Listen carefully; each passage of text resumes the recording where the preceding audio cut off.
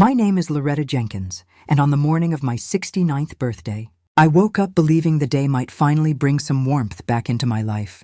8 months had passed since I buried my husband, Robert, and the house still carried the heavy quiet of his absence. The lace curtains I had crocheted during long winter evenings decades, Ego hung in the bedroom windows, filtering the early golden light into soft patterns across the quilt. Those curtains had seen anniversaries, arguments, laughter, tears, and now they witnessed a widow trying to convince herself that life could still hold small joys. I rose slowly, feeling every one of my 69 years in my knees and lower back. The routine was the same as every morning. Slippers on, robe tied, walk to the kitchen. I filled the old electric kettle, the one Robert always complained made the coffee taste metallic, and prepared my single cup. The china cup I chose was the one with tiny painted roses, faded now. The gold rim worn thin from thousands of mornings shared with him. Today, I told myself, would be different. Today was my birthday and Shanice had promised to come. Shanice is my only child, my daughter. For years, she had been the center of my world. When Robert worked double shifts at the factory to keep us afloat, I raised her alone most days, bandaging scraped knees, helping with homework, listening to teenage heartbreaks, sewing prom dresses, paying college tuition with savings. I scraped together from part-time bookkeeping jobs. Later, when she married Antoine, I helped with the wedding, gave them furniture from our attic, even contributed to the down payment on their first small house when things got tight. Family, I always believed, was the one thing worth every sacrifice. She had called 2 weeks earlier. Mom, Antoine and I want to make your birthday special this year. We'll come over early, bring breakfast, spend the whole day. We miss you. Her voice had sounded sincere, and after months of distance since the funeral, short calls, quick visits that felt obligatory, I let hope creep in. Maybe grief had kept them away. Maybe today we could start healing together. I checked my phone 3 times while the coffee brewed. No messages, no happy birthday, Mom. No silly emojis or heart stickers like she used to send. I told myself they were planning a surprise, the way they did when Shanice was small and would hide behind the sofa with handmade cards. I carried the cup to the living room, sat in Robert's old armchair, and opened my email on the tablet he had bought me 2 Christmases ago. A few messages from old friends, Brenda from next door, my cousin in Ohio, the ladies from the church sewing circle, a grocery store coupon, and then one subject line stopped my breath: security alert on your account. I had never received anything like it. My hands trembled as I tapped the message open. Dear Ms. Jenkins, we have detected unusual activity on your credit card. Multiple transactions for considerable amounts have been made over the last 30 days. For your security, we recommend reviewing your account statement immediately. Please contact us or log in to verify these charges. If you did not authorize these transactions, contact us right away to report fraud. The world narrowed to the screen. I logged into the bank app with shaking fingers. The numbers appeared one after another like blows. A high-end department store, 1-804 SM. A luxury spa, $920. A jewelry boutique, $2,300. A car dealership deposit, $3,200. Restaurants I had never heard of. Online purchases from designer sites. Total unauthorized charges in 30 days, $78,000. Not $8,000, $78,000. My credit limit, maxed. My emergency savings account, linked to that card for overdraft, protection, drained to almost nothing. That money wasn't just numbers on a screen. It was 40 years of careful saving. It was the cushion for medicines if arthritis worsened, for in-home care if I could no longer manage alone, for the small legacy I wanted to leave Shanice one day. It was my security, my independence, my future. I hadn't made a single one of those purchases. My first instinct was to call the bank, but something darker rose inside me. I knew. Deep in my bones, I already knew. I dialed Shanice. It rang 5 times. She answered, sounding groggy. Mom, it's really early. What's wrong? Shanice, honey, I need to see you. Right now. Something terrible has happened with my account. A pause. Mom, can it wait? Antoine and I have plans today. We'll come later, I promise. It's my birthday. And this is serious. Someone spent almost $80,000 from my accounts, without my permission. Silence stretched so long I thought the call had dropped. Then her voice changed, lower, guarded, almost resigned. Mom, that's what we wanted to talk to you about today. Antoine and I, we had a financial emergency. We borrowed from your card. We were going to tell you everything when we came over. Borrowed. The word landed like ice water. You took my card without asking? How did you even get it? Another pause. We found it in your purse when we visited after Dad's funeral. You were so upset you weren't thinking straight. We needed it for the down payment on the new house. Antoine had some debts. We thought some investments would turn things around. You weren't using the money, Mom. It was just sitting there. My legs gave way. I sank into the nearest chair, coffee forgotten, cold now on the table. That money was everything I had, Shanice. My security, my future. Mom, don't be dramatic. We're family. What's yours is ours, right? Besides, when you're gone someday, we were going to inherit it all anyway. We just sped things up a little. The words carved into me. When you're gone someday. I'm 69, not 90. That money was for my old age, for doctor visits, for the day I might need help bathing or eating. Oh, Mom, always so exaggerated. Nothing's going to happen to you soon. And when it does, we'll take care of you. We'll figure it out. The line went dead. I sat frozen, phone still pressed to my ear, listening to silence. 2 hours later, I heard the familiar rumble of the red Ford F-150 pulling into the driveway, the truck I had given them last year when Antoine lost his job. Robert's truck, the one he loved. The one I signed over because they said they needed reliable transportation. I watched from the window as they stepped out. Shanice wore an emerald green dress I had never seen, silk, perfectly tailored, new heels, a designer purse dangling from her arm. Antoine in a sharp suit, shiny watch catching the sun. They looked prosperous, confident, like people who had never worried about next month's bills. I opened the door before they knocked. Shanice leaned in for a quick cheek peck. Happy birthday, Mom. She breezed past me to the sofa as if it were any Sunday visit. Antoine gave a nod. No hug, no smile. I stood there, watching them settle in like they owned the place. Finally I spoke, voice steady despite the storm inside. Shanice, we need to talk about the money. Antoine straightened. Loretta, we understand you're upset. Upset? The word tasted like acid. You stole from me, while I slept, while I mourned my husband. It wasn't stealing, Shanice snapped, defensive in a way I had never heard. We're family. You live alone. House paid off. No big expenses. You don't need all that money. I stared at the girl I raised, searched for any trace of the child who once clung to me crying over a broken doll. I'm 69, Shanice. What if I get sick tomorrow? What if I need care? What if... Oh, Mom, always thinking the worst. She laughed, short, forced. You're healthy. You look great. You've got years. Antoine leaned back. Let's be honest, Loretta. That money was going to be ours eventually.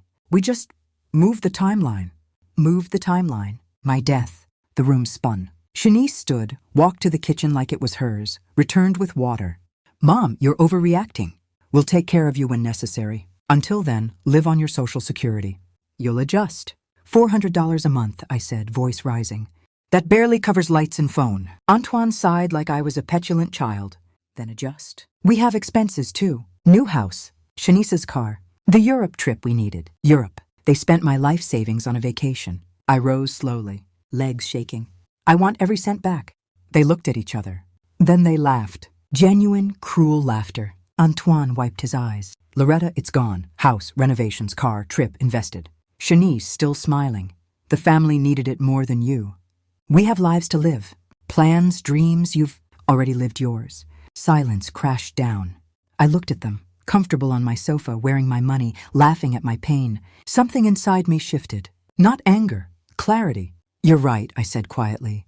I have lived my life. 40 years of work, caring for your father through cancer, paying for your college, your wedding, helping with your first house. Shanice's smile faltered. And you're right about something else, I continued. You have lives to live, plans, dreams. I walked to the door, opened it wide. So go live them. Without me. Shanice stood. What do you mean? I mean exactly what I said. From this moment, you live without me, because that's what you chose. They stared. I waited. Antoine muttered something under his breath. Shanice's face twisted. Anger, disbelief, perhaps the first flicker of fear. They left. The truck roared away. I closed the door, leaned against it, and for the first time since Robert died, the loneliness felt different. It wasn't empty. It was cold, sharp, final. That night I didn't sleep. I lay in our old bed staring at the ceiling, replaying every word. You've already lived your life. The family needed it more. At dawn, I made my choice. If they wanted a life without me, they would learn exactly what that meant. First call, the bank. Good morning. I need to cancel all cards tied to my account. Change every access code. And I need to report fraud, unauthorized transactions. totaling $78,000. The representative walked me through it patiently. Fraud investigation started that hour. Second call, Harrison Preston, my attorney of 30 years. Loretta, how are you? Harrison, I need to see you today. I'm changing my will, completely. A pause. Are you all right? My priorities have changed. That afternoon in his office, I signed papers disinheriting them entirely. Next, the truck, still registered in my name. I called the insurance company, confirmed I could repossess it as legal owner if used without permission. Then the house. 3 years earlier, when they struggled, I co-signed and insisted my name stay on the deed, just precaution, I told them. Now that precaution became my strongest card. Over the next days, I moved in silence. Hired a towing company. Saturday night, they found the truck gone from an expensive restaurant parking lot. Shanice called hysterical. Mom, the truck was stolen. How strange, I said calmly. Did you report it? Yes, but the officer said it was recovered by the legal owner. Yes, Shanice. I had my truck picked up. Silence. But you gave it to us? No, darling, I lent it, and now I need it back. But Antoine needs it for work. Then buy your own, with your own money. I hung up. Monday, Harrison and I reviewed the house deed. As co-owner, I could force a sale of my share. They had 30 days to buy me out, for exactly $78,000. Or the house went on the market. That afternoon, the legal notice arrived at their door. The phone rang all night. Crying, shouting, threats, promises. I let it ring. Every unanswered call felt like breathing again. I had spent 69 years being the understanding mother, the sacrificing wife, the woman who always put others first. Now it was my turn. My turn to be strong. My turn to demand respect. My turn to teach them that actions carry consequences. And that underestimating a 69-year-old woman was the biggest mistake they would ever make. The days after I sent Shanice and Antoine out my door felt like walking on freshly. Broken glass, every step hurt. But standing still hurt more. I had expected rage, perhaps even guilt on their part. What I received instead was a campaign of emotional warfare. So calculated it could have been. Taught in a military academy. It began with the tears. Shanice appeared at my doorstep the very next evening, mascara already streaked, eyes swollen as though she had been crying for hours. She didn't knock hard. She tapped softly, the way she used to when she was small and afraid of thunderstorms. Mom, please, can we talk? I let her in because some part of me, the mother part that had spent decades responding to that exact tone, couldn't slam the door on her face. She sat on the edge of the sofa, twisting a tissue into knots.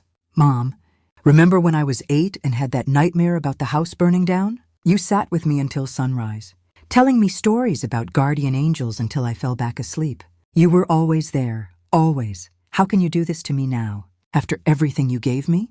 The memories flooded in uninvited, her small body shaking under the blanket, my hand stroking her hair, whispering promises that the world was safe as long as we were together. I felt the old ache rise in my chest. Shanice, I said quietly, those nights I stayed up with you weren't payment for a future blank check. They were love. Love doesn't give anyone the right to steal someone else's security. She cried harder. I'm sorry. I was scared. Antoine's debts were crushing us. We thought you'd understand once we explained. You didn't explain. You took. And when I confronted you, you laughed. She flinched as though I had slapped her. Then came phase 2. The threats dressed as heartbreak. A few days later, she called at midnight. Her voice was raw. If you go through with selling the house, you'll never see your grandchildren, Mom, never. The words landed like a punch to the stomach. She didn't have children, not yet. But the implication was unmistakable. If I continued, she would make sure I never held any future grandchildren. It was a blade aimed directly at the softest part of any mother's heart. I let the silence stretch until she spoke again. Mom, are you still there? I'm here, I answered, and I heard you clearly. You're telling me that if I protect myself from being robbed, you will punish me by withholding the family I helped you build. That's not love, Shanice. That's blackmail. She hung up without another word. Next came the smear campaign. Brenda Hayes, my neighbor of 20 years, knocked on my door one Tuesday afternoon, carrying a plate of lemon squares she knew were my favorite. Her expression was troubled. Loretta, dear. Can we talk? I invited her in. She sat at the kitchen table and folded her hands. Shanice came to see me yesterday. She's very worried about you. I waited. She says since Robert passed, you've been acting strangely, accusing them of stealing money, taking back the truck, threatening to sell their house. She thinks grief has made you confused. The betrayal multiplied like ripples in a pond. Not only had my daughter stolen from me, she was now rewriting the story to make me the villain. I went to the desk drawer, pulled out the printed bank statements, the fraud report from the bank, the list of transactions with dates, amounts, merchant names. I laid them in front of Brenda. "Read." She scanned the pages. Her face changed with each line. "My God, Loretta, $80,000 in 30 days? And these places, I recognize some of them. That spa, that jewelry store. Shanice actually did this?" "Not only did she do it," I said. When I confronted her, she told me I had already lived my life, that the family needed the money more than I did, that I could grow old by myself. Brenda sat back, hand over her mouth. "What are you going to do?"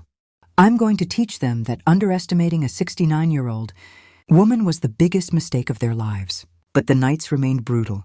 I would wake at 3 in the morning, the hour when every fear grows teeth. I stared at the ceiling and asked myself the questions no mother wants to face. Am I cruel? Am I vengeful? Or am I finally protecting the dignity I spent a lifetime giving away? One gray morning, desperate for distraction, I went through Robert's old desk. He had always been the organized one, files neatly labeled, everything in its place. I hadn't touched the bottom drawer since the funeral. Inside was a thick manila folder labeled simply "For Loretta, After." My heart thudded as I opened it. Insurance policies, investment summaries, property deeds, 3 properties I had never known existed, a 2-bedroom rental condo, downtown, that had been quietly generating income for 15 years, a small commercial lot on the edge of the city, purchased as a long-term investment, now worth exponentially more due to new development, an investment account that had grown steadily through careful, conservative choices. I called Harrison immediately. "You knew about all this?" A long sigh on the other end. "Your husband specifically instructed me never to tell you while he was alive. He wanted you to live without financial worry, but he also wanted to make sure, if anything happened to him, you would have more than enough for the rest of your life. He was protective that way." "How much?" Another pause.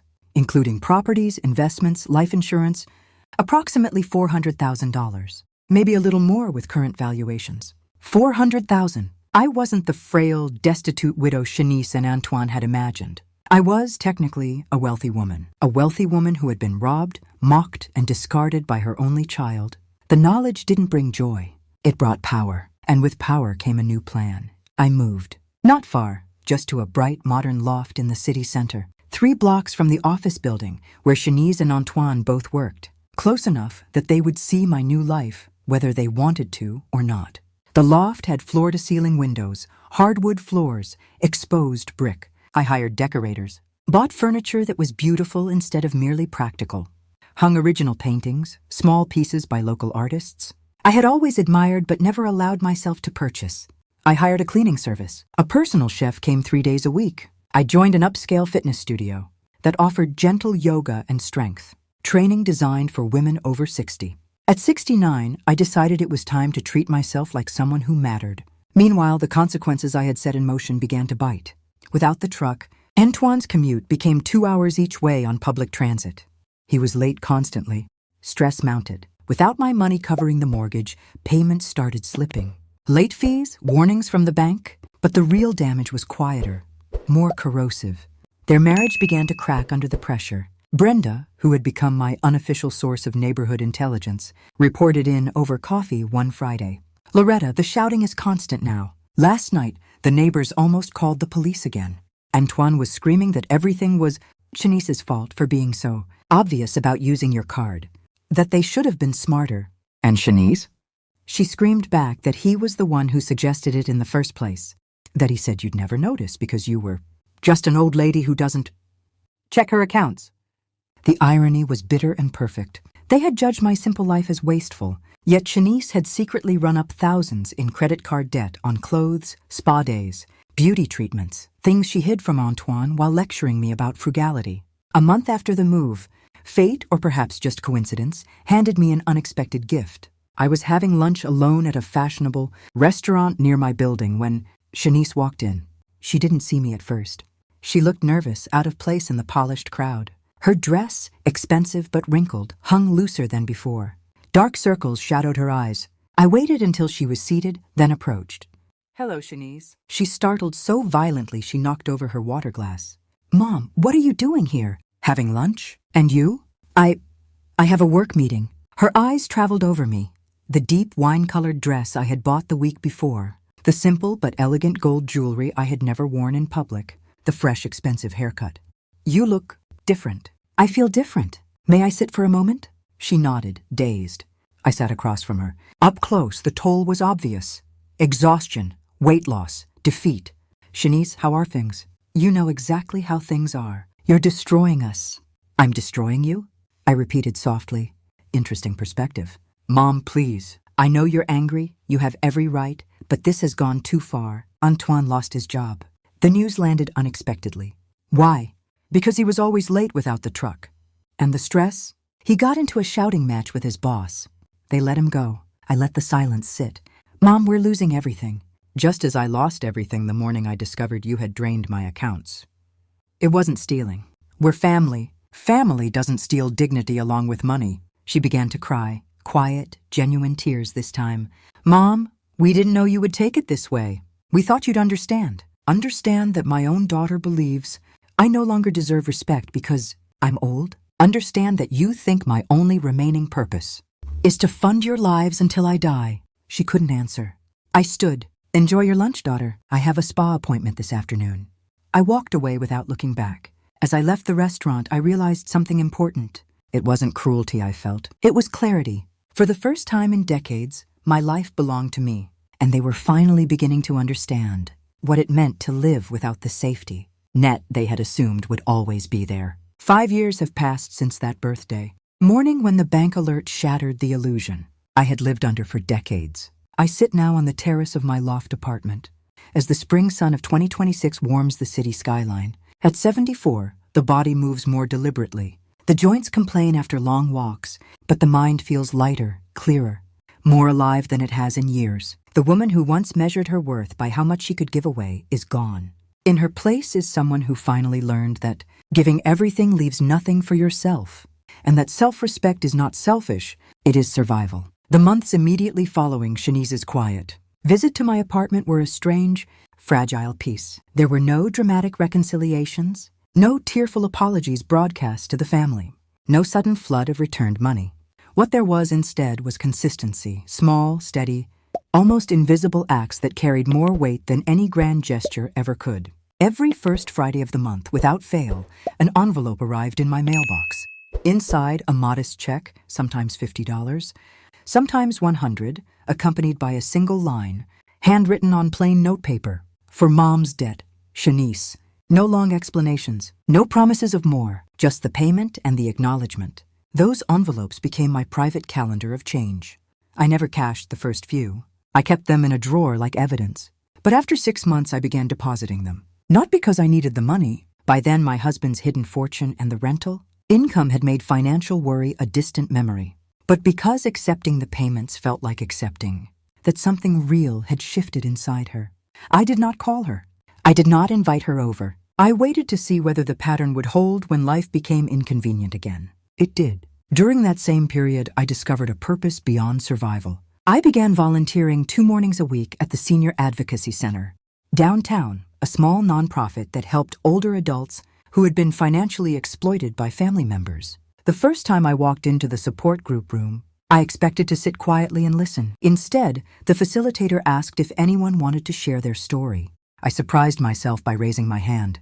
I told them everything. The birthday discovery, the laughter, the truck repossession, the house notice, the smear campaign, the hidden fortune, the restaurant confrontation, the letter, the monthly envelopes. When I finished, the room was silent for a long moment. Then an 81-year-old woman named Miriam spoke.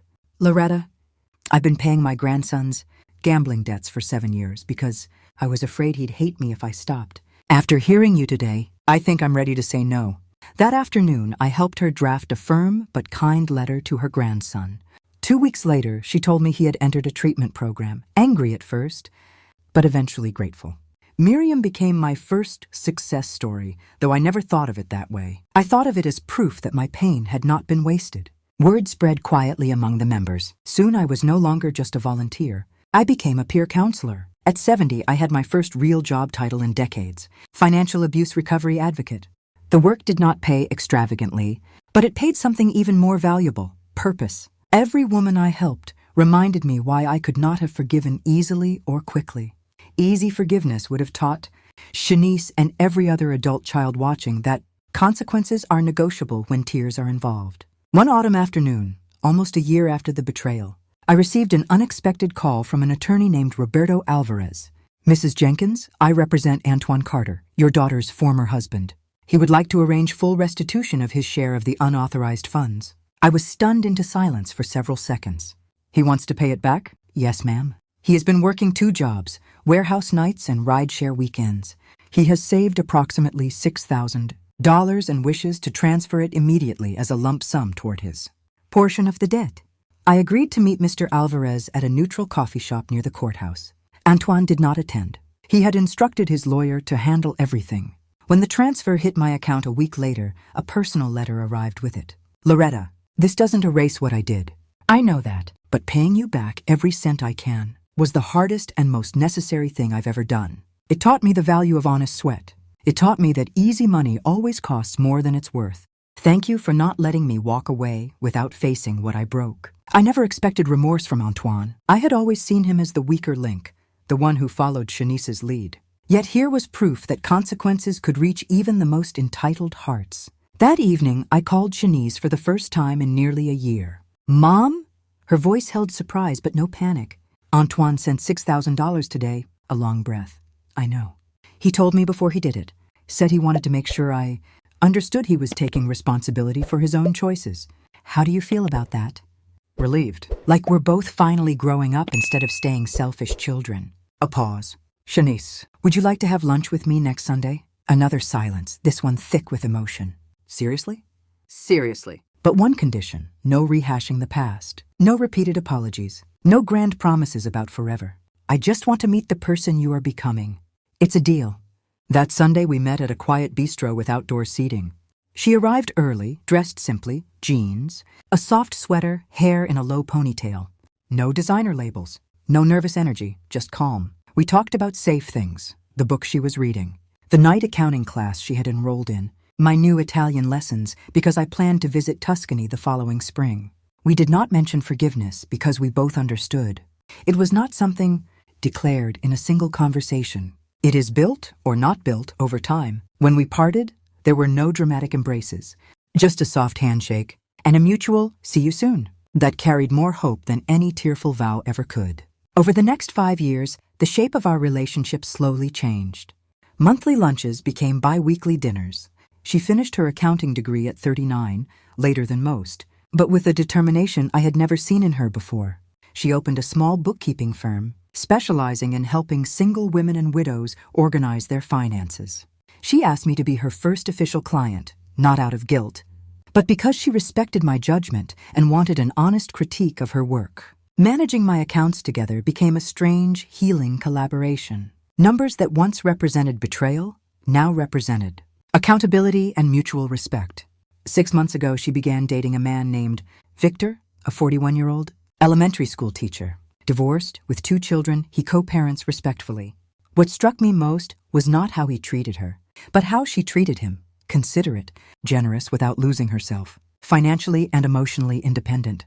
"Mom," she said over dinner one evening, "I finally understand that a healthy relationship isn't 2 people desperately needing each other. It's 2 complete people choosing to share their lives." Those words filled me with a pride deeper than any childhood milestone. Antoine, too, remained a quiet, positive presence. After completing restitution, he continued sending birthday and Christmas cards, brief, sincere notes of growth. He remarried 2 years ago to a woman who seems to ground him. In his most recent Christmas card, he wrote, "Loretta, I can never fully repair the damage, but the lesson you enforced changed how I see honesty, money, responsibility. I'm a better husband, father, employee, and man because you didn't let me escape the mirror. Thank you." My own life bloomed in ways I never anticipated. I completed my Italian course and spent 3 weeks in Tuscany, alone at first, then joined by Brenda for the second half. We laughed like schoolgirls over too much Chianti and homemade pasta. I published a book, It's Never Too Late to Start Living. It began as private journal entries and grew into a memoir, not of revenge, but of reclamation. The response was quiet at first, then overwhelming. Thousands of letters arrived from women who recognized themselves in my story. One, from an 82-year-old in Nebraska remains framed on my desk. Loretta, after reading your book, I told my son I could no longer pay his gambling debts. I thought I was too old to change anything. At 82, I learned I can still say no. Thank you for showing me that dignity has no expiration date. The Advocacy Center offered me a full-time position as senior counselor. At 74, I have a career, something I never had time for when I was raising a child and supporting a family. Every day, I help women navigate the same terror I once felt. And every success reminds me why I could not bend. My health remains strong. I walk 3 miles each morning, practice yoga 3 times a week, paint in the afternoons. The loft is filled with canvases, bold colors, abstract shapes that reflect the woman I became when no one was watching. Financially, I'm secure beyond anything I once imagined.